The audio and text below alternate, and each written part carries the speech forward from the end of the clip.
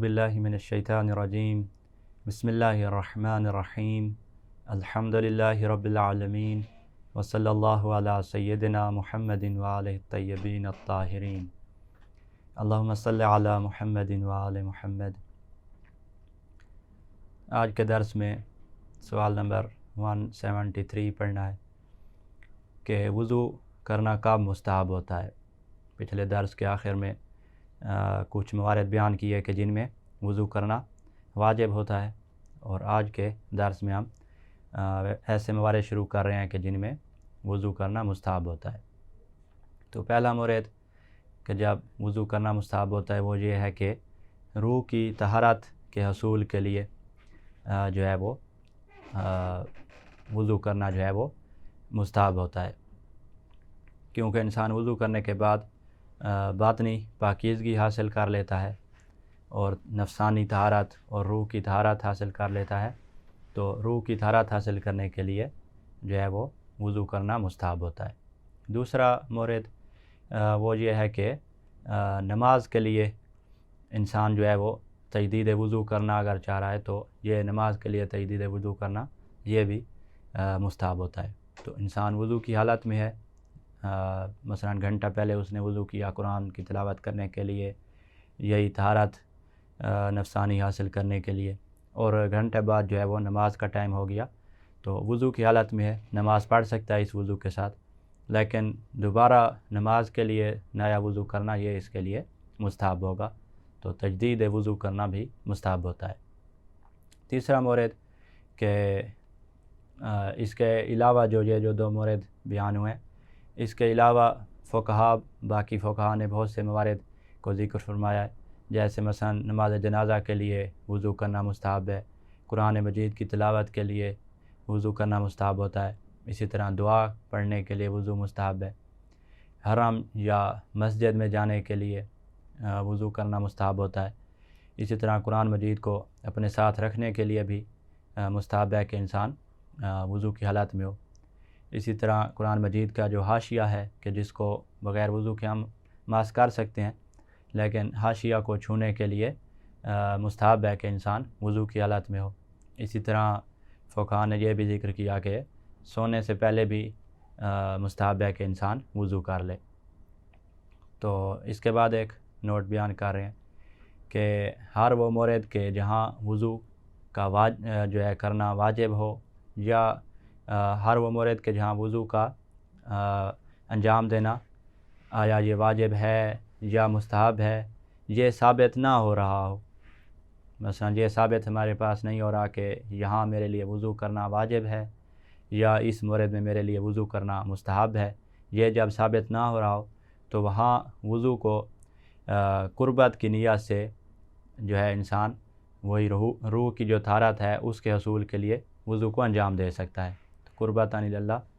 جو ہے روح کی طہارت کے حصول کے لیے ہر اس جگہ کو ہم وضو انجام دے سکتے ہیں، ہر اس جگہ میں کہ جہاں ہمارے پاس وضو کا واجب ہونا یا مستحب ہونا ثابت نہ ہو رہا ہو۔ تو روح کی طہارت حاصل کرنے کے لیے قربتاً اللہ انسان وضو کر سکتا ہے، یا پھر جو ہے وہ روح کی طہارت کے حاصل ہونے کی نیت نہیں کرتا، اگر یہ نیت نہیں کرتا تو رجا کی نیت سے بھی وضو کو انجام دے سکتا ہے۔ تو رجا سے کیا مراد ہے؟ رجائے مطلوبیت کی نیت سے۔ رجائے مطلوبیت سے یہ مراد ہوتا ہے کہ اگر مجھ سے مطلوب ہے، اگر میرے اوپر اس مورد میں وضو کرنا واجب ہے تو میں انجام دے رہا ہوں، یا اگر اس مورد میں میرے لیے وضو کرنا مستحب ہے تو میں وضو انجام دے رہا ہوں۔ تو اگر تو وہ اس کی نیت کرتا ہے کہ میں روح کی طہارت حاصل کرنے کے لیے وضو کر رہا ہوں تو وہاں تو قربتاً اللہ وہ نیت کر سکتا ہے اس کے لیے، کیونکہ جب بھی روح کی طہارت کے لیے انسان وضو کرے تو وہ مستحب ہے، تو اس کا استحباب ثابت ہے، تو وہ قربت کی نیت کر سکتا ہے۔ لیکن اگر وہ جو ہے روح کی طہارت والی بھی نیت نہیں کرتا، اور باقی جس مورد کے لیے وہ وضو کر رہا ہے اس کا بھی کوئی یقینی ثابت نہیں ہے کہ اس مورد کے لیے وضو کرنا واجب ہے یا مستحب ہے، یا واجب اور مستحب نہیں ہے، تو اس صورت میں تو اگر وہ قربت کی نیت کرتا ہے اور مستحب اپنے ذہن میں بنائے ہوئے ہو کہ شریعت میں یہ وضو ثابت ہے اور میں قربتاً اللہ وضو کر رہا ہوں، یا شریعت میں یہ واجب ہے اور میں قربتاً اللہ کر رہا ہوں، تو چونکہ اس کے نزدیک یہ ثابت نہیں ہے اور وہ اس طرح کرے گا تو یہ بدعت شمار ہوگی، تو ضروری ہے کہ وہ رجائے مطلوبیات کی نیت کرے کہ اگر مطلوب ہے تو میں انجام دے رہا ہوں، اپنی طرف سے شریعت نہ بنائے، یہ نیت کر لے کہ اگر مطلوب ہے، اگر میرے اوپر یہ وضو کرنا واجب ہے اس مورد میں تو میں انجام دے رہا ہوں، اگر مستحب ہے تو میں انجام دے رہا ہوں، نہیں ہے تو ویسے میں نے وضو کر لیا ہے، تو یہ نیت کرنا ہوگی۔ اسی طرح مثلا ایک مثال ہے کہ کوئی شخص جو ہے، جیسے آپ ابھی مثلا درس سن رہے ہوں، یہی آن لائن درس آپ پڑھ رہے ہیں، تو درس سے پہلے آپ وضو کرنا چاہ رہے ہیں تاکہ برکت ہو، تو اب درس کے لیے آپ کو مثلا یقین نہیں ہے کہ درس سے پہلے وضو کرنا واجب ہوتا ہے یا مستحب ہوتا ہے یا نہیں ہوتا، تو یہاں پہ آپ یہ نیت بھی کر سکتے ہیں کہ قربتاً اللہ روح کی طہارت حاصل کرنے کے لیے وضو کر رہا ہوں۔ یہ نیت نہیں کرتے تو رجائے مطلوبیات کی نیت سے بھی وضو انجام دے سکتے ہیں۔ یا کوئی شخص کھانا کھا رہا ہے تو کھانا کھانے سے پہلے وہ اگر وضو کرنا چاہ رہا ہے تو وہ روح کی طہارت کے نیت سے قربتاً اللہ بھی وضو کر سکتا ہے، اور اگر روح کی طہارت والی نیت نہیں کرتا تو رجائے مطلوبیات کی نیت سے بھی وہ کھانا کھانے سے پہلے وضو کر سکتا ہے۔ تو پھر اس کے بعد جو ہے وہ ایک نکتہ کہ اس میں یہی وضاحت کر رہے ہیں کہ رجائے مطلوبیات یا قصد رجا، اس سے کیا مراد ہے؟ تو قصد رجا یا رجائے مطلوبیات، اس کا یہ مطلب ہے کہ انسان وضو کو مستحب سمجھ کر انجام نہ دے اور نہ ہی واجب سمجھ کر انجام دے، بلکہ اس امید سے انجام دے کہ یہ والا جو وضو میں انجام دے رہا ہوں اللہ اس کا مجھے اجر اور ثواب عطا فرمائے گا۔ تو یہ امید ہو، یہ نیت ہو کہ امید ہے کہ یہ اس کا مجھے ثواب ملے گا، اس امید سے انجام دینا، یہی مراد ہے قصد رجا سے یا رجائے مطلوبیت سے۔ اس کے بعد وضو کرنے کا طریقہ بیان کر رہے ہیں۔ تو وضو میں پہلا جو ہے جز ہے وضو کا یا پہلا واجب، وہ چہرے کا دھونا ہے۔ تو وضو میں چہرے کو لمبائی میں پیشانی کے بال جہاں سے اگنے کی جگہ ہے، جہاں پیشانی کے بال اگتے ہیں، وہاں سے لے کر تھوڑی تک جو ہے ہم نے تھوڑی تک جو ہے اس کو تھوڑی کے بھی آخری کنارے تک لمبائی میں ہم نے چہرہ دھونا ہے۔ تو یہاں سے شروع کرنا ہے جہاں سے بال اگتے ہیں پیشانی کے اوپر سے، تو ادھر سے پانی ڈالیں گے اور اوپر سے جو ہے ہم نیچے کی طرف دھونا شروع کریں گے اور تھوڑی کے آخر تک دھوئیں گے۔ یہ ہے لمبائی۔ اور چوڑائی میں کتنی مقدار دھونی ہے چہرے کی؟ تو چوڑائی میں کہہ رہے ہیں کہ جو درمیانی بڑی انگلی ہے اور بیچ والی اور انگوٹھا ہے، ان کا جو پھیلاؤ ہے، یہ جس طرح میں نے کیا ہوا ہے، اس پھیلاؤ میں جتنی مقدار چہرے کی آ جائے اس مقدار کو جو ہے چوڑائی میں دھونا واجب ہو جائے گا۔ تو لمبائی میں بالوں سے لے کے جہاں بال اگ رہے ہیں وہاں سے لے کے تھوڑی تک، اور چوڑائی میں یہ جو مقدار ہوگی انگوٹھے اور جو بیچ والی انگلی ہے، یہ اس کے پھیلاؤ میں جتنی مقدار آئے گی چہرے کی، یہ مقدار دھونا واجب ہے اور اس مقدار کا دھونا ضروری ہے۔ تو اگر اس مقدار میں سے ذرا سا حصہ بھی چھوٹ جائے تو وضو باطل ہوگا۔ سوئی کی نوک کے برابر بھی حصہ اگر درمیان میں کہیں مثلا چھوٹ گیا جہاں پانی نہیں پہنچا تو ہمارا وضو باطل ہو جائے گا۔ تو اگر انسان کو یقین نہ ہو کہ ضروری حصہ جو ہے وہ پورا دھل چکا ہے، جو واجب حصہ تھا چہرے کا دھل چکا ہے یا نہیں، تو یقین حاصل کرنے کے لیے جو ہے تھوڑا تھوڑا ہم سائیڈوں پہ بھی دھو لیں گے۔ تو ایک تو بالوں سے مثلا تھوڑا سا شروع کر لیں گے تاکہ اوپر سے وہ یقین ہو جائے، تھوڑی سے جو ہے وہ نیچے تک لے جائیں گے دھونا۔ اسی طرح سائیڈوں پہ بھی ہم جو اس پھیلاؤ سے سائیڈیں بچ رہی ہیں وہاں ان جگہوں کو بھی دھو لیں گے تاکہ ہمیں پورا یقین حاصل ہو جائے کہ ہم نے ضروری جو مقدار تھی چہرے میں دھونے والی وہ ہم نے دھو لی ہے۔ اس کے بعد ایک نکتہ کہ چہرے کو ہم نے اوپر سے نیچے کی طرف دھونا ہے، احتیاط واجب کی بنا پر ضروری ہے کہ ہم چہرے کو اوپر سے نیچے کی طرف دھوئیں۔ تو لہٰذا پیشانی کے جہاں سے بال اگ رہے ہیں وہاں سے ہم پانی ڈالنا شروع کریں گے اور پھر نیچے کی طرف لے کے آئیں گے۔ تو اگر کوئی شخص جو ہے وہ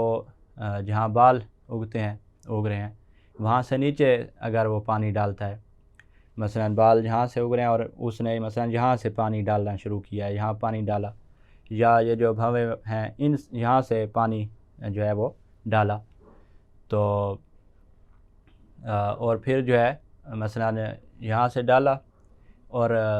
اوپر والی جو جگہ ہے، اوپر والا حصہ جو خشک رہ گئی ہے، اس کو اس نے ہاتھ کے ذریعے سے تر کر لیا، دھو لیا، تو تاکہ یہ والا اوپر والا حصہ بھی دھل جائے۔ پانی جو اس نے چلو بھرا تو وہ مثلا یہاں سے ڈالا، یہاں سے شروع کیا ڈالنا، اوپر والی جگہ تھوڑی رہ گئی، یا بھووں سے جو ہے یہاں سے شروع کیا اور پیشانی ساری اوپر والی رہ گئی، اور پھر یہ جو ہاتھ اس کا گیلا تھا وہ پیشانی پہ اس نے مارا تاکہ وہاں تک بھی جو ہے وہ جگہ بھی دھل جائے۔ تو کہہ رہے ہیں کہ اس صورت میں احتیاط واجب کی بنا پر یہ وضو کافی نہیں ہوگا، کیونکہ پانی میں ضروری ہے کہ ہم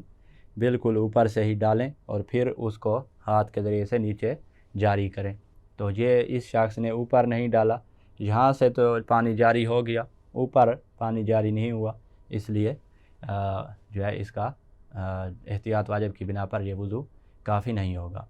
تو ضروری ہے کہ ہم بالکل جہاں سے بال اگ رہے ہیں وہاں سے پانی ڈالیں۔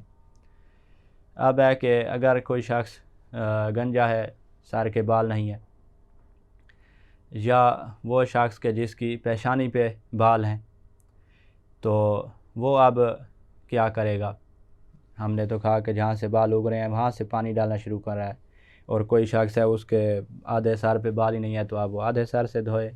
یا ایک ہے کہ جس کے بھویں تک جو ہے وہ بال آئے ہوئے ہیں، پیشانی پہ بال ہیں سارے، تو وہ اب کہاں سے دھوئے گا، کہاں سے ابتدا کرے گا؟ تو یہ دونوں شخص نارمل افراد کی طرف جائیں گے، نارمل بندوں کے جتنے جہاں سے بال اگتے ہیں، گنجا بندہ بھی وہاں سے ہی وہ دھوئے گا، شروع کرے گا، اور یہ جس کے پیشانی پہ بال ہیں یہ بھی اتنی مقدار جو ہے وہ دھوئے گا جو نارمل افراد کی پیشانی کی مقدار ہوتی ہے۔ تو نارمل افراد کو دیکھیں گے اور ان کے مطابق اپنے چہرے کی واجب مقدار کا یہ تعین کریں گے۔ اب ایک اور نکتہ ہے کہ آنکھ اور ناک کا جو اندرونی حصہ ہے ان کو دھونا واجب نہیں ہے، تو ناک میں پانی انسان ڈالے یہ واجب نہیں ہے چہرہ دھوتے وقت، اور اس طرح آنکھوں میں پانی ڈال رہا ہے چہرہ دھوتے وقت یہ بھی واجب نہیں ہے، اندرونی اعضاء کو دھونا واجب نہیں ہے۔ تو اس کے بعد ایک اور نکتہ کہ اگر آنکھ میں کسی نے سرما ڈالا ہوا ہے، تو اگر وہ سرما اتنی مقدار میں ہے کہ آنکھ کو اگر وہ بند کرے تو بند کرنے کے بعد بھی سرما جو ہے وہ نظر آ رہا ہے، تو اس صورت میں اگر یہ سرما پانی جو ہے مثلا جہاں جلد پہ پانی پہنچانے کے اگر رکاوٹ بنتا ہے تو پھر اس سرما کو ہٹانا ضروری ہوگا تاکہ رکاوٹ نہ بنے، پانی جو ہے وہ اس جلد تک پہنچ جائے۔ اور اگر سرما جو ہے وہ تھوڑا ہے کہ جو آنکھیں بند کریں تو وہ باطنی حصے میں ہی سرما چلا جاتا ہے، تو باطنی حصہ کو ویسے ہی ہم نے بھی بیان کیا کہ آنکھ کے اندرونی حصہ میں پانی ڈالنا واجب نہیں ہے، تو سرما لگا رہے ہمارے پر ویسے بھی واجب نہیں ہے، چاہے سرما جو ہے وہ رکاوٹ بن رہا ہو، تو وہ باطنی حصہ ہے اس پر پانی پہنچانا واجب نہیں ہے۔ تو بند کرنے کے بعد اگر سرما نظر آ رہا ہے تو اس کا مطلب ہے وہ ظاہری حصے پہ بھی سرما لگا ہوا ہے آنکھ کے، تو ظاہری حصے تک پانی پہنچانا ضروری ہے، واجب ہے۔ تو اگر یہ رکاوٹ بنے تو سرما جو ظاہری حصے پہ لگا ہوگا اسے اتارنا واجب ہوگا، ضروری ہوگا۔ اس کے بعد 174 نمبر سوال کہ اگر کسی کو احتمال ہو کہ پانی اس کے چہرے کی جلد تک نہیں پہنچ رہا تو اس کا کیا حکم ہے؟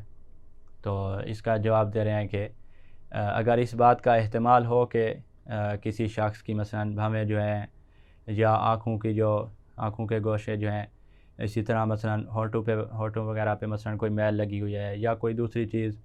لگی ہوئی ہے، خاتون مثلا جو ہے وہ اس نے سرخی وغیرہ لگی ہوئی ہے، تو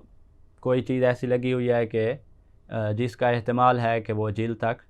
پانی پہنچنے کے آگے رکاوٹ بن جائے گی، تو اور یہ احتمال بھی لوگوں کی نظر میں درست احتمال شمار ہو رہا ہو، عقلاء کی نظر میں عقلاء بھی کہتے ہوں کہ یہ احتمال ہو سکتا ہے کہ پانی نہ پہنچے، اس چیز کی وجہ سے یہ چیز رکاوٹ بننے کا اس میں احتمال ہے، تو پھر ضروری ہے کہ دھونے سے پہلے انسان تحقیق کرے، ڈھونڈے کہ کہیں بھویں وغیرہ پہ ہونٹوں پہ کوئی ایسی چیز تو نہیں لگی ہوئی کہ جس کا اوکلا کو احتمال ہوتا ہے کہ اگر وہ چیز ہو تو پانی کی آگے رکاوٹ بنتی ہے. تو یہ تحقیق کرے گا، ڈھونڈے گا چہرے پہ سارا دقیق دیکھے گا دقت کے ساتھ کہ کہیں وہ چیز لگی ہوئی تو نہیں. تو اگر ہے وہ چیز ایسی کہ جو رکاوٹ کا جس میں احتمال ہے تو اسے دور کرے گا اور اس کے بعد پھر وضو کرے گا. اس کے بعد 175 سوال کہ کیا بھویں جو ہے بھووں کے جو بال ہیں ان کو دھونا، اسی طرح داڑھی اور مونچھ کے جو بال ہیں ان کو دھونا واجب ہے یا واجب نہیں ہے؟ تو جواب میں کہہ رہے ہیں کہ اگر بالوں کی وجہ سے نیچے والی جلد چھپی ہوئی نہ ہو تو پھر تو اگر بال جو ہیں وہ ہلکے ہیں تو اس صورت میں جلد تک پانی پہنچانا ضروری ہوگا، اور جلد تک پانی پہنچانے کے ساتھ ساتھ بالوں کو بھی دھونا واجب ہوگا. اور اگر بال گھنے ہیں تو بھی جلد تک پانی پہنچانا واجب ہے، اور احتیاط واجب کی بنا پر ان گھنے بالوں کو بھی دھونا ضروری ہوگا. تو جب جلد نہیں چھپی ہوئی بالوں سے تو بال ہلکے ہیں تو بالوں کو بھی دھونا ہے اور جلد تک بھی پانی پہنچانا ہے. گھنے بال ہیں تو پھر جلد تک پانی پہنچانا واجب ہوگا، داڑھی کے نیچے جو جلد ہے یا بھووں کے نیچے. اور یہ جو مثلا گھنی داڑھی ہے تو اس کو بھی احتیاط واجب کی بنا پر دھونا ضروری ہوگا. یہ تو ہو گئی پہلی صورت کہ جب ان بالوں کے نیچے والی جو جلد ہے وہ نہیں چھپی ہوئی. اور اگر جو ہے بالوں کے نیچے والی جلد وہ چھپ گئی ہے بالکل، تو اب اس صورت میں بھی دو ہمارے پاس حالتیں ہیں. ایک یہ ہے کہ اگر اس چھپی ہوئی جلد تک آسانی سے پانی نہیں پہنچ سکتا بلکہ بہت دقت کرنے پڑے گی اور خلال کرنے کی ضرورت پڑے گی، تو ایسی صورت میں جلد تک پانی پہنچانا واجب نہیں ہے. اور اسی طرح مثلا بال جو ہیں کچھ بال ظاہری ہیں اوپر ہیں اور کچھ پھر جیسے جلد چھپی ہوئی ہے تو بال بھی کچھ نیچے سے چھپے ہوئے ہیں، تو ان چھپے ہوئے بالوں تک بھی پانی پہنچانا واجب نہیں ہوگا، ان کو بھی دھونا واجب نہیں ہوگا. بلکہ جو ظاہری نظر آنے والے بال ہیں فقط انہی کو ہی ہم اوپر سے دھو لیں گے اور انہی کو دھو لینا کافی ہوگا. تو جو بال جو ہیں وہ چہرے کی مقدار واجب مقدار کے اندر آ رہے ہیں انہی بالوں کو دھونا واجب ہوگا. اس کے علاوہ جو باطنی اندر چھپے ہوئے بال ہیں ان بالوں کے نیچے یا جلد جو چھپی ہوئی ہے بالکل جس کو دھونے کے لیے بڑا خلال اور دقت کرنی پڑے گی، تو اب نہ اس جلد کو دھونا واجب ہے اور نہ نیچے والے بالوں کو. یہی اوپر جو ظاہری بال جو چہرے کی مقدار واجب مقدار میں آ رہے ہیں ان بالوں کو دھونا واجب ہوگا. اور کہہ رہے ہیں کہ یہی جو مذکورہ صورتحال ہے اس میں اگر شک ہو جائے اگر ہو جائے کہ پتہ نہیں اب وہ جلد جو ہے اس تک خلال کے بغیر پانی پہنچ جائے گا، آسانی سے پہنچے گا نہیں پہنچے گا، تو اب کہہ رہے ہیں کہ احتیاط واجب کی بنا پر پھر جو ہے وہ نیچے والے جو بال ہیں ان کو بھی دھونا واجب ہوگا، اسی طرح جلد تک پانی پہنچانا بھی واجب ہوگا. تو جب انسان کو یقین ہو کہ آسانی سے پانی نہیں پہنچ سکتا تو پھر تو ہم نے ظاہری بالوں کو دھونا ہے اور کافی ہے. جب شک ہے تو پھر احتیاط کرنا ہے اور احتیاط واجب کی بنا پر ظاہری بال بھی دھوئیں گے، ان کے نیچے والے بال بھی دھوئیں گے اور جلد تک پانی بھی پہنچائیں گے. یہ ہو گئی پہلی صورت کہ جب نیچے والی جلد نظر نہیں آ رہی اور پانی پہنچانا وہ آسانی سے ہم پانی بھی نہیں پہنچا سکتے. دوسری صورت یہ ہے کہ اگر چھپی ہوئی جلد تک پانی جو ہے وہ بآسانی پہنچ سکتا ہے اور کسی قسم کی کہ جو ہے وہ خلال کرنے کی اور دقت کرنے کی بھی ضرورت نہیں پڑے گی، تو اس صورت میں اب جلد تک پانی پہنچانا واجب ہے. جیسے مثلا مونچھیں اگر بڑی ہیں اور چہرے سے ہٹا کر ان کے نیچے جو ہے پانی آرام سے پہنچایا جا سکتا ہے، تو اب نیچے والی جگہ نیچے والی جو جلد ہوگی مونچھوں کے وہاں تک پانی پہنچانا واجب ہوگا. اس کے بعد دوسرا واجب ہے، پہلا واجب وضو میں جو ہے وہ چہرہ دھونا تھا، دوسرا واجب وضو میں بازو کا دھونا ہے، تو وہ انشاءاللہ اگلے درس میں بیان کریں گے. والحمدللہ رب العالمین.